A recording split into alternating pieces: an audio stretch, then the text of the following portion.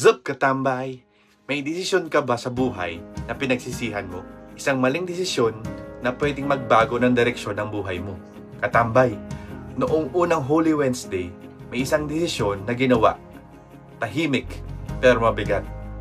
Si Judas, isa sa pinakamalapit kay Jesus, lumapit sa mga chief priest. Hindi siya pinilit at hindi siya napilitan, pero nag-decide siya. 30 pieces of silver. Yun ang halaga ng decision niya. Isang usapan, isang oo, isang maling desisyon. At mula doon, nagbago ang lahat. Katambay, minsan, ganun din sa buhay natin. Hindi naman biglaan ang pagbaksak. Nagsisimula sa maliit, isang compromise, isang okay lang to. Isang desisyon na akala mo walang epekto.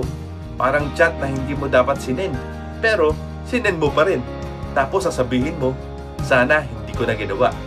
Ganon din si Judas. Hindi niya nakita agad ang bigat ng desisyon hanggang huli na ang lahat.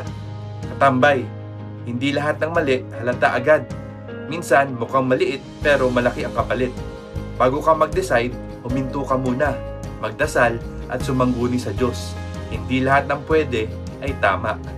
Ang isang maling desisyon, kayang ilayo ka, pero ang tamang desisyon, kayang ibalik ka at ilapit ka sa Diyos.